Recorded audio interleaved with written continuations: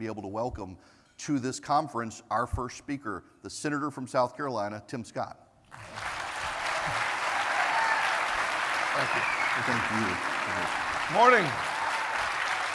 I'll put you there. Morning. Can I say something real quick? Have a seat, have a seat. I will say, I'm so happy that your wife is doing better.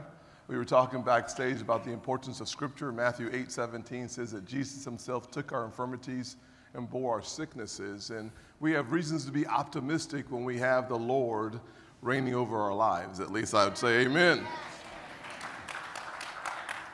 Eric's going to tell me to sit down and shut up in a second, so let me just say this real quick.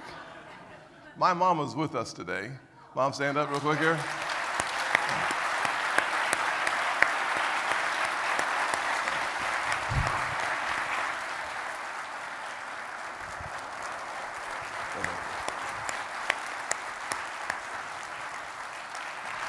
I just want to say, when I think about living my mama's American dream, a woman who works 16-hour days as a nurse's aide, changing bedpans and rolling patients, she's the person who taught me there's dignity in all work.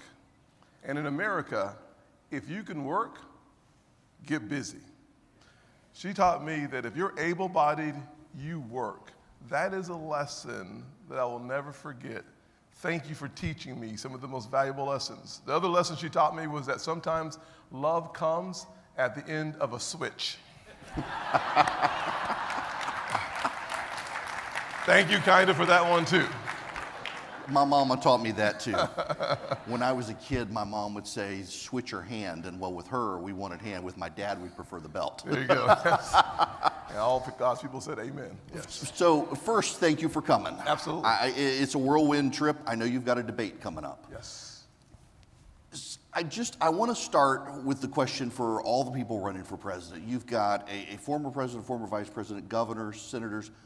Why should Americans vote for you for president? You know, I think, great question, Eric. Perhaps the most important reason is I think God wastes none of the characteristics he's given us. I was blessed to be bald at 57 years old by the good Lord, and one of the things I say is that the truth of my life disproves the lies of the radical left.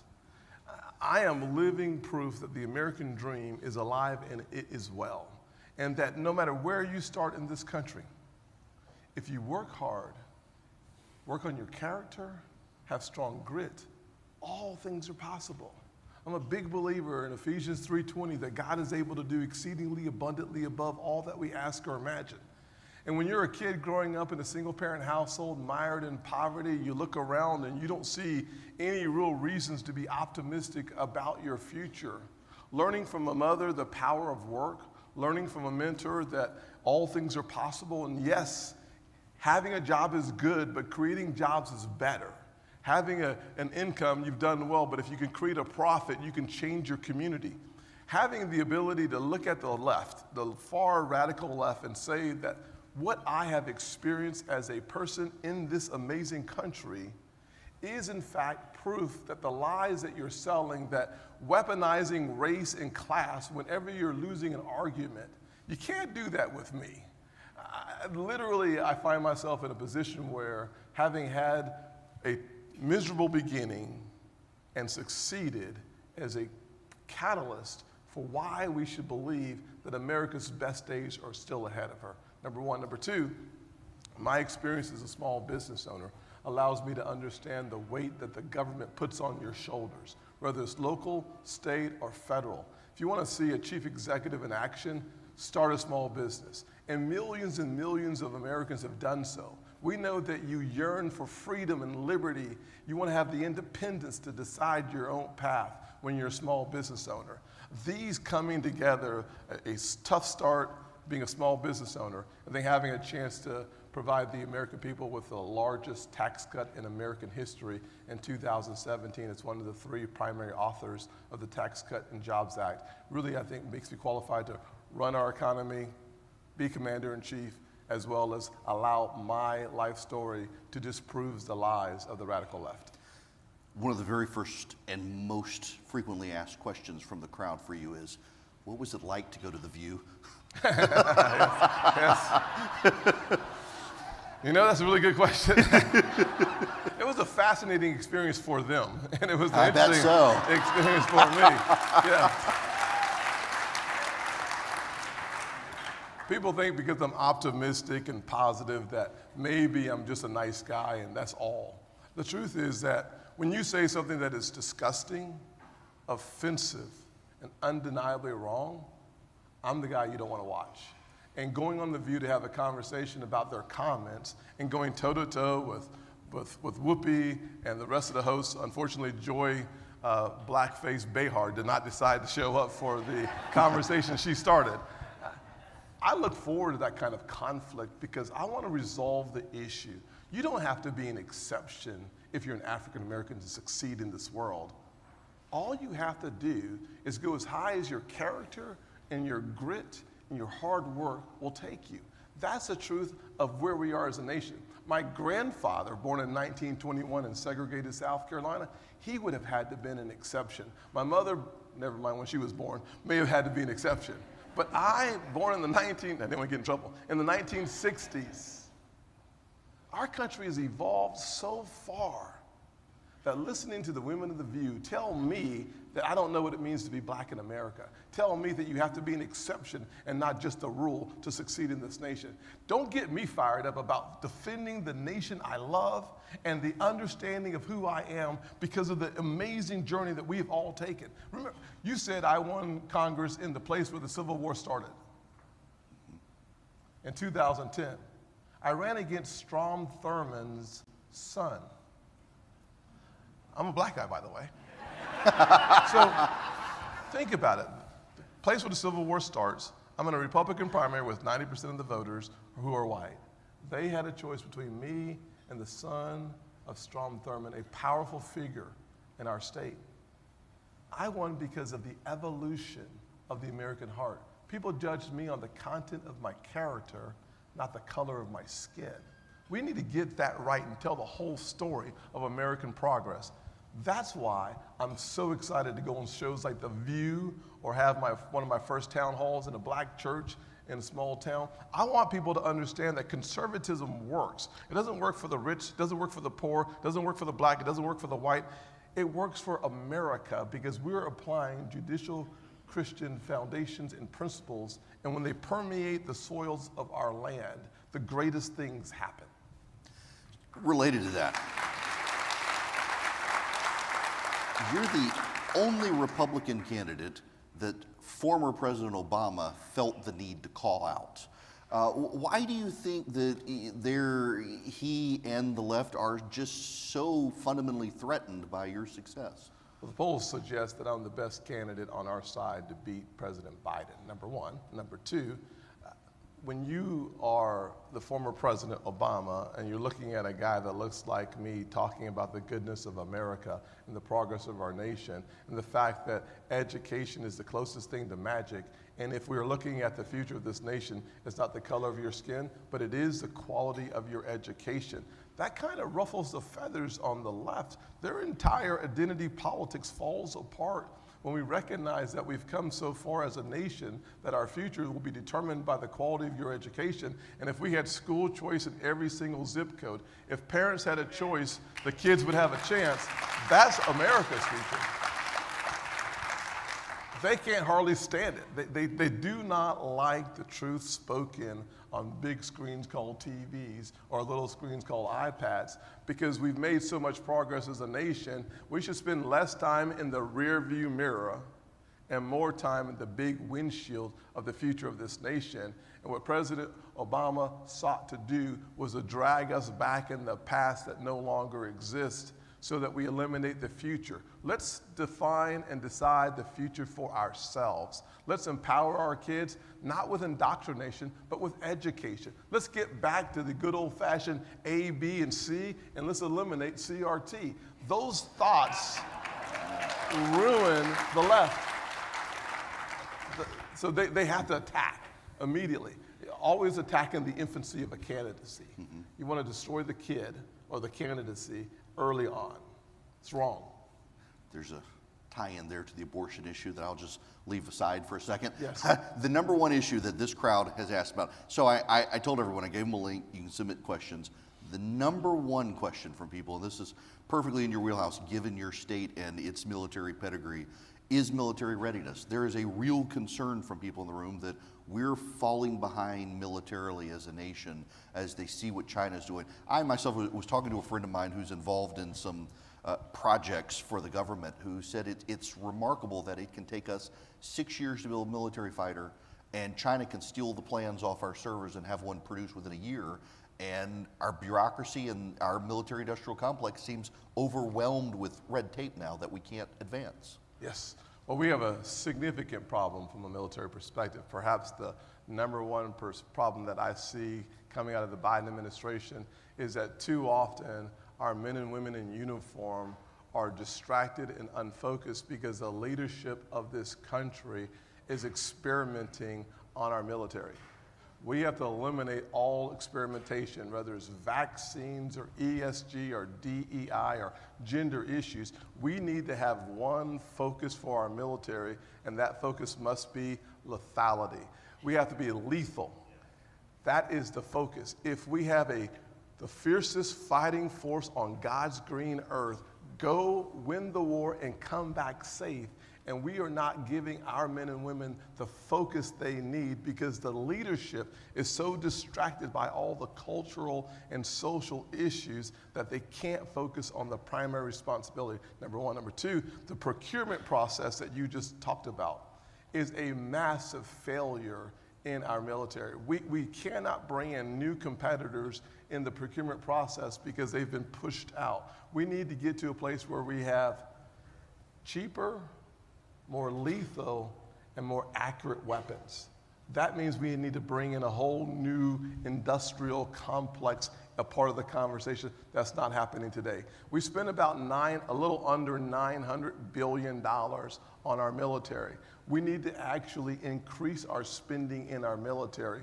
I would simply say that if we cannot engage in conflict, and I hope we don't have to, on three different continents at the exact same time, our military isn't prepared and our leaders aren't thinking that way. Think about where we are as a world today. Number one, Eastern Europe, Russia, Ukraine, conflict boiling, NATO territory contiguous with Ukraine, real issues for all of the Western alliance. Number two, the Middle East, our strongest ally, Israel, in the Middle East, the only democracy, is surrounded by about 400 million people, some of whom would like them not to be on the earth at all. Having a chance to stand shoulder to shoulder with our allies is necessary. What I've been saying on the campaign trail is that we need to be loyal to our allies and lethal to our adversaries. And then you go to the Indo-Pacific. We all know that the greatest existential threat to America long-term is China. And we have about 11% of our military assets in the Indo-Pacific. We not only need to increase our assets, we need to change our focus. If we're not focusing on catching up with the hypersonic weapon development in both Russia and China, we are falling behind. If we don't have missile defense systems for those two hypersonic weapons being created, we're still falling further behind. If we're not looking at the 6th generation jets, we're falling behind. We've seen for the last several years, when I was on the Senate Armed Services Committee, we had the Secretary of Defense come in and he said, we can't defend what we can't see. And on hypersonic weapons, we're not ready. That sent shivers down my spine. 2018, that's just 5 years ago. So our development, our curve is broken. We have to accelerate towards the 6th generation fighters more. F-35s are strong, but we need much more in our pipeline. We need to become more creative and more innovative. That will require us to have a stronger and more diversified military complex. So I've gone back and forth on asking this one question from the crowd. So the aliens. Thank you very much. All right. In all seriousness, I was serious. Yeah. it seems like, and I've talked to former Secretary of State Pompeo, and I've had this conversation. Could it possibly be that some of the wild reports where he uses, we might actually not be the most technologically proficient nation right now? We may be being played by other nations testing us? Yes, it's possible. Yes. I realize there are some things you can't say Yeah. being in your I've position. been in a lot of classified briefings, and I will simply say I am clueless on what some have suggested. However, there have been people who say they've been up close and personal, so I don't, I can't figure it all out. Question from the crowd, I figured it's transitioned into this technology issue with these other countries that, even the Roman Empire, the bureaucracy of the Roman Empire seemed to keep it alive when the emperors were at war, and our bureaucracy seems to be snuffing us out when we're not at war. The overwhelming regulations. So, for example, I can give you a very good one. We're in the age of COVID, and if a kid gets COVID, they're going to be out of school for days on end until they test negative. And yet the federal education bureaucracy insists you can only miss so many days of school or else. We've dealt with this in my family.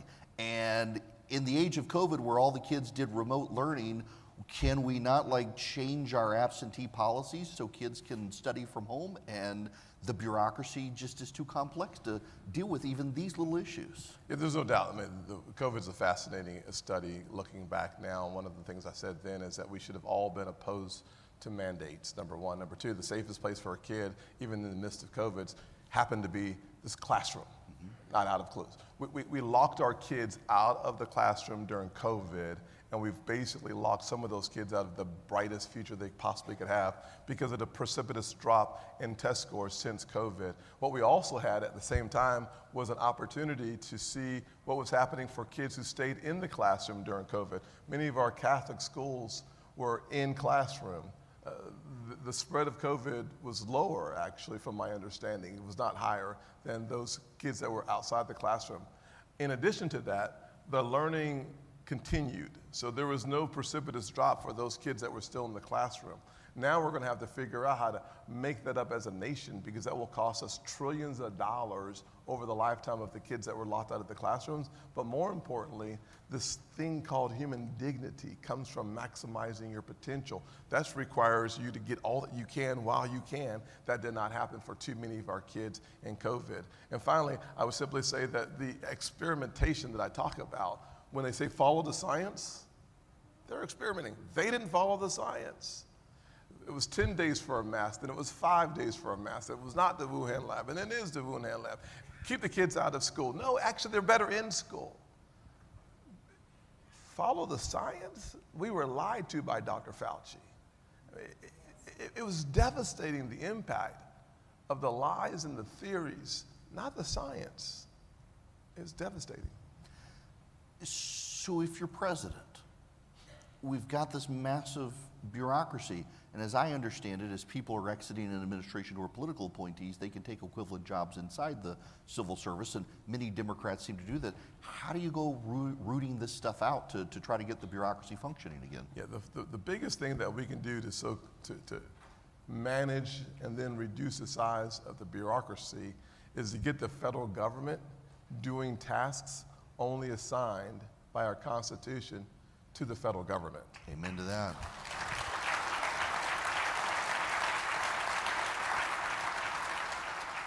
In my administration, we would set up a 10th Amendment commission run by a group of governors to start separating what are federal responsibilities and what are not. Let's let the states do what our Constitution says should be left to the states, and let the federal government do less work, take less of your money, and have a much smaller workforce. The second thing that we have to do in order to achieve that outcome is for us to focus on what is the biggest problem in the federal workforce: public unions. We have to do battle with our public unions. About 7 or 8% of the private sector is unionized. In the federal government, it feels like every single person is a part of the federal government unions. What that means is that the President of the United States cannot fire 95% of the people who work for him. That's an issue. In addition to that, these numbers are 4 or 5 years old, but in the IRS, people working full-time for the unions cost the American taxpayer about $27 million. They weren't working on IRS work. They were in the IRS working full-time on union work, which means that if we could purge that concept out of the workforce, doing union work on your government payroll, do it on your own time at the very least, we would reduce the size of government. And then we need to break up the bureaucracy in Washington. Literally, there's some agencies that we may have a conversation about eliminating, but we should take the bureaucracy and send it around the country. Why not take the energy department and send it to Tennessee? Why does it have to be housed in Washington? I think if we were to get the Potomac fever, if you want to break the Potomac fever, get these agencies back to the American people. I literally think we would have a smaller, less intrusive government if everything wasn't concentrated in Washington and then insulated. When 6 out of the 10 wealthiest counties in the country are surrounding Washington, D.C., it means the rest of the country is paying the price for having those counties have that kind of wealth because of the concentration of power and resources and the decision making. You know, it's funny you bring this up. So Patrick Ruffini, pollster, put up a chart the other day on Twitter, and I've never had seen this before. The wealthiest census tracts in America. There is an unbroken chain of the wealthiest census tracts in America from Northern Virginia to Boston, a greater unbroken chain than anywhere else in the country, including Southern California, anywhere in the country. And it seems like that's where so much of the policy of the country gets made, and yet those people aren't feeling the economy. You turn on TV, everyone says the economy's great. You go to your local grocery store, you know it's not. Well, the average American family has lost $10,000 of spending power because of Bidenomics. When your gas is 40% higher, and your food is 20% higher, and your electricity costs you an extra $2,000 a year, a single mom like the one that raised me, or a senior on a fixed income, that's called a crisis. Washington doesn't understand that. They're so insulated. When the government under President Biden sets its budget to spend 40% more than they take in, it tells you that you're living in an unreal place. It's an illusion. How many of you all would plan, if you made $50,000 a year, would you spend $70,000 a year and send that bill to your kids? Yeah, I actually would, by the way. Yes. My kids would. She's sitting right there. She's going to be an engineer. I was going to say, as an asterisk, some of you guys don't like your kids, so maybe you would. Now I know who they are. Young ladies, I'm so sorry. I'm so sorry. You're used to this, okay? I'll talk with Eric off stage and we'll figure this out. But in America, we bring in $4.8 trillion of revenues. And President Biden has decided this year he's going to spend $7 trillion. That's immoral. It's unethical. It's just wrong. And we have to have a president who understands you don't print and spend trillions of dollars, leading to 16% inflation, and then do a tour of the nation talking about how good your economic policies have been. We just saw a 20-year high in the price of the average mortgage breaking 7%. It's devastating first-time homeowners, devastating our economy, and the Federal Reserve had 12, I think it is now, consecutive rate increases trying to push down the inflationary effects in the economy, leading to some instability in our banking system. That's why the Fitch and the rating agencies have been downgrading and anticipating more downgrades of our country and of our banking system. Why? The acceleration of inflation leading to the Federal Reserve having 12 rate increases has created congestion and challenges in our system, so much so that now banks are going to have to put more money on the sidelines, fewer dollars a loan, fewer mortgages, fewer small businesses, less access to capital, which then stymies your long-term economy. The economic activity that will be impacted will happen in late 23 and 24 and 25. We've not even seen the worst of it all yet. I want to talk to you about this from a little bit of a different perspective because I got a question from the crowd on this. Is the very first reaction after Silicon Valley Bank failed from the national regulators and the Treasury Department was, we won't do this sort of thing to the regional banks. And after a lot of outrage, they're like, okay, we'll take care of the regional banks as well. There does seem to be this real divide. We have these huge national banks, Citi, Chase, Bank of America, Wells Fargo. Then we have great regional banks around the country that are helping farmers and they're helping small businesses that Washington doesn't seem to want to treat them like the big guys. Yeah, I will simply say that one of the failures of the FDIC and the Fed on Thursday, March the 10th, I think it was, or March the 9th, when SVB started to go belly up, was their inaction was costly to the tune of over $20 billion to everyday Americans. It's the amount of money that will be fed through the system to pay for the failures of the Silicon Valley Bank failure. What we ought to realize is that SVB was not a regional bank. People call it a regional bank because of its size. It was a very complex, layered commercial bank disguised as a regional bank. Most of our regional banks are really healthy. The truth is that Silicon Valley Bank had 94% or more of their deposits uninsured. Your average regional bank has about 70% of the deposits insured. So it was an anomaly, and they were so concentrated in the Silicon Valley Bank area, in Silicon Valley, that it was just a very bad situation made worse by the amount of their deposits uninsured. But that is an anomaly as it relates to our regional banks. Our regional banks are strong. Unfortunately, what the regulators and supervisors decided was to not sell most of the assets in First Republic or SVB to smaller banks. First Citizen bought SVB, which was overall good, but they sent First Republic's assets to JP Morgan. And so what they did was they made too big to fail, so to speak, even bigger. They refused to open up the opportunities for other players to come in and make bids on the banks that were failing. And if they had done that initially on Friday after March 9th, March 10th, we could have perhaps saved the American taxpayers, who frankly are the ones going to ultimately end up paying the price on this, $20 billion. Wow.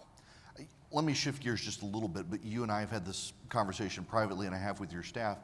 I'm increasingly aware of businesses, particularly in the gun industry, that national banks and even some regional banks just shut down their bank accounts and send them a check back because they don't want to do business with them. And it seems like progressives in particular are using private sector insurance regulators, insurance banks to push aside those sorts of entities they don't like, particularly in the gun industry. What can or should Congress be looking at for that? Yeah, what I've said to federal regulators, and this is a really interesting issue, especially for the state of Georgia. What we saw during the Georgia state law, when the voting laws were being changed, if you guys recall, Joe Biden said that changing the Georgia election laws was going to be Jim Crow 2.0, and that they were going to stop poor black folks from being able to vote, and they were going to discriminate against poor counties. And the reality of it is that at the end of the election, what we saw was 0% African American complaints about the election, the highest turnout, and Republicans, we still won almost all the statewide seats except for the seat for the Senate. So what we saw was voter integrity increased while we did the right thing.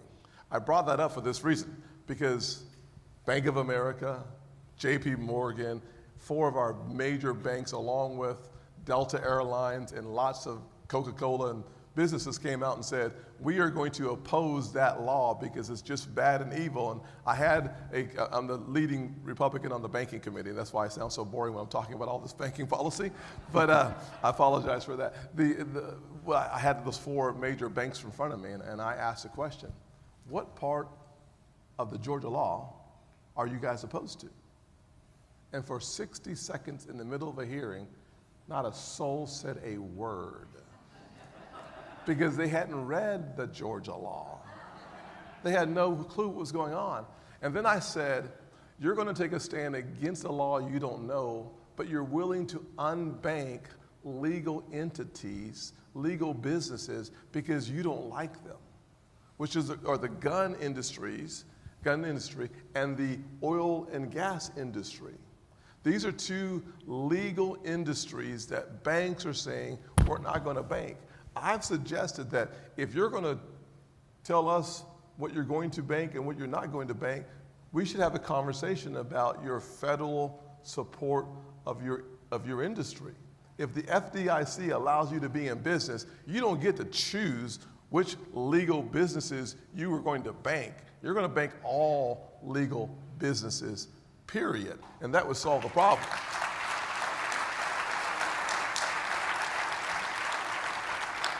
All right, before you get off stage here, we've got about 15 minutes left. I want to talk to you about the presidential campaign. First of all, I mean, what's it like to be on the campaign trail, going state to state, having to shake hands, not just in South Carolina, you got Iowa, New Hampshire, you got your home state.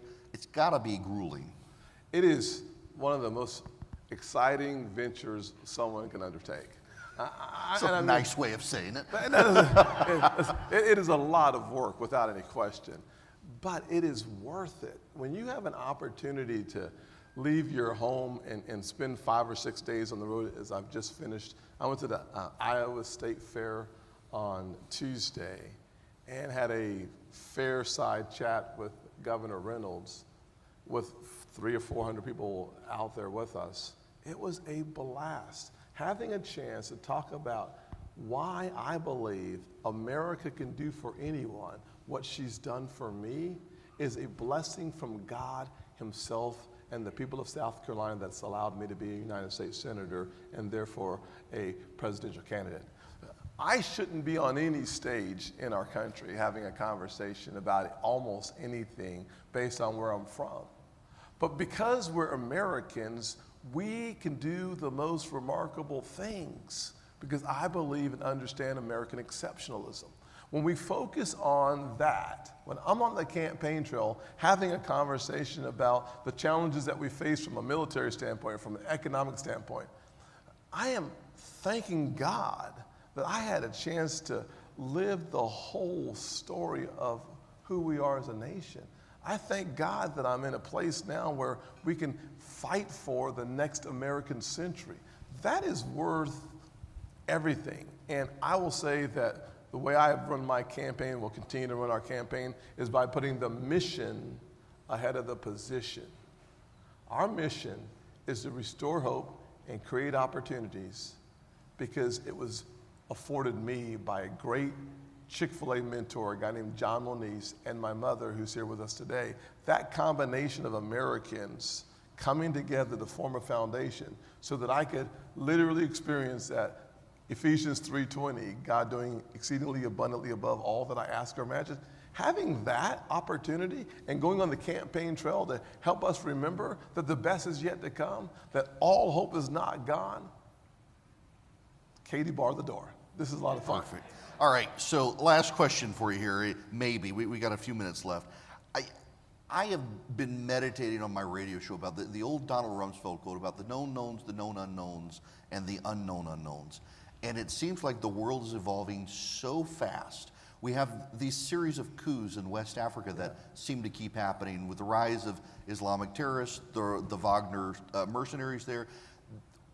I can't ask you, obviously, about the unknown unknowns because we don't know them. Yeah. But where should we be looking in the world today, you think, home or abroad, to try to figure out what we don't know?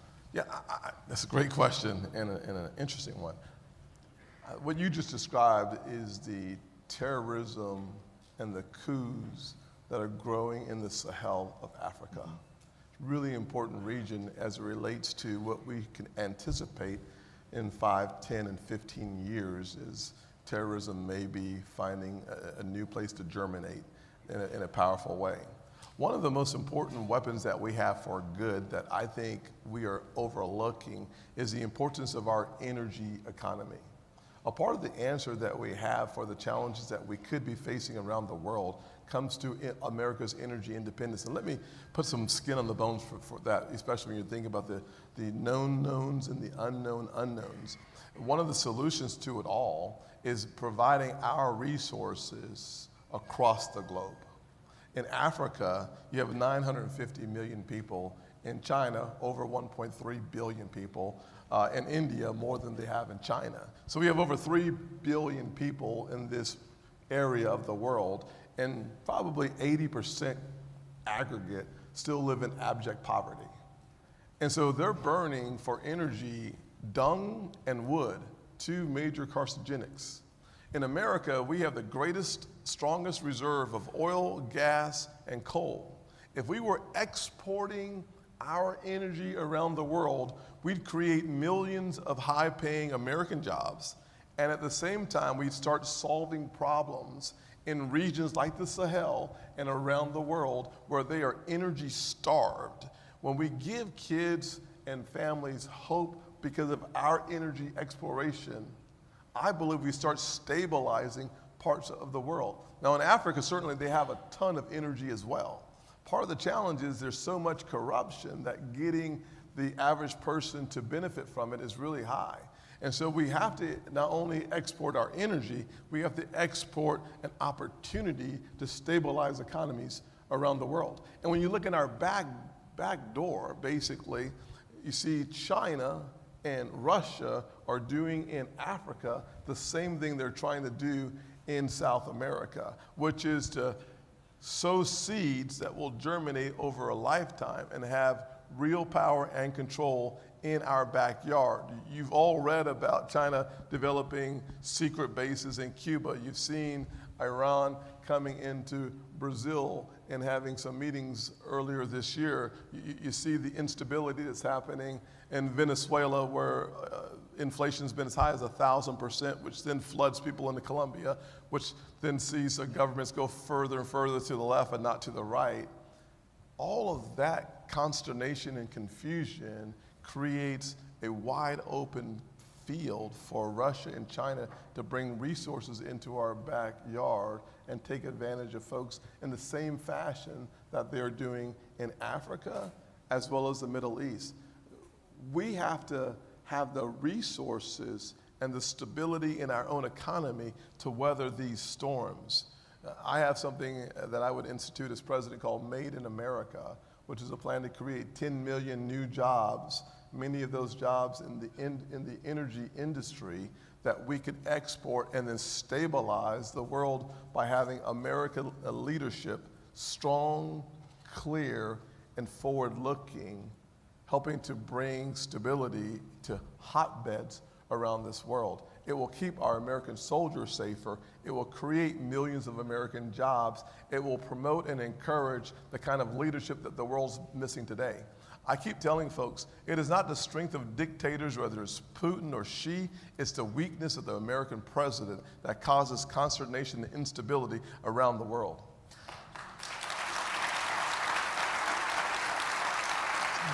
Polling doesn't suggest it, but if you just are hyper online, there is this real growing strain of isolationism on our side. Yes. Hearing you talk about that, and we look at the situation in Ukraine, for example, the growing voices on our side very loudly against supporting Ukraine against Russia. How do you push back on that issue for a robust American presence in the world? Well, one of the things that you have to say is that President Biden once again has failed the American people to articulate what is America's national vital interest in the conflict in Ukraine. America's national vital interest is in degrading the Russian military. Tomorrow's greatest threat, the existential threat that we will face, is China. Today, up until the degradation of the Russian military, the greatest military threat to our country was Russia. We have been successfully degrading their military with our resources and the very high price of Ukrainian blood. That combination has made our homeland safer, and almost as important, it is the most effective way of us keeping our troops off the ground in Eastern Europe because Ukraine is surrounded by NATO territory. And Article 5 of our NATO agreement says, one for all and all for one. If we want to make sure that our military never has to step on the soil in Eastern Europe, let's degrade the Russian military so they do not attack NATO territory, which is in America's vital national best interest, number one. Number two, what we see happening there is a precursor for what we could see between China and Taiwan. And so when you start thinking about this globally, even if you are more of a protectionist, the most important thing to do to protect American soldiers and our sovereign territory is to make sure that our adversaries are degraded without the use of our military. Final thing I'd say is President Biden has done a miserable job of having accountability in the resources that we send over to Ukraine. We need a president who not only supports a fast conclusion, but someone who understands the importance of accountability to the American people with your dollars. There are no federal dollars. There are only tax dollars, and they're yours. And so we serve you. Therefore, we should give you a whole accounting on how your dollars are being spent. And that has not happened under this president. And finally, I would simply say that when you look at the failure of President Biden, first in the engagement initially, he drug his feet for a long time. We literally followed Germany to be to assistance for Ukraine, and then he made promises on equipment and weaponry that we still haven't delivered because of the challenge that we have in our supply chain. And then finally, we should never, ever hear an American president go on a screen and say, "We're out of ammunition."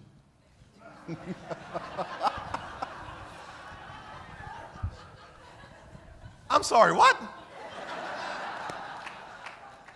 I was so embarrassed to see the American president share sensitive information, not only with the American people, but with the world. We have to have a president who respects our nation and our military and never runs out of weapons and never runs out of ammunition. That's called common sense. Unbelievable for us. Okay, so let me wrap this up first. I haven't even commented on your socks. I'm up here jealous. Great sock game there. Well done. I love the shoes, by the way. You know, long story on these. Okay. I've been admiring yours. All right. I am, and we've talked about the pyramid issue, but the fact that you do have the military, you got the president, I mean, telling the world we can't make enough missiles, we can't make enough ammunition. How does this happen? We elected the wrong guy, number one. It's time. Here's my wrap up. It's time to fire Joe Biden. It is time to fire Merrick Garland. And it's time to fire Christopher Wray. We need to clean out the entire DOJ. We need to clean out the White House staff. We need to clean out all the political appointees so that we can restore confidence and integrity for the American people in the Department of Justice, because Lady Justice needs a blindfold, number one. Number two, we restore confidence and we get rid of the problems and the confusion that we're seeing from President Biden by having a president who can walk and chew gum at the same time. Pun not intended, pun not intended. But now that we're there, listen, part of the problem that we're having with the American people having confidence in our government is that when we talk about Ukraine, it is frustrating that we have not seen action on America's greatest national security risk, which happens today to be our southern border.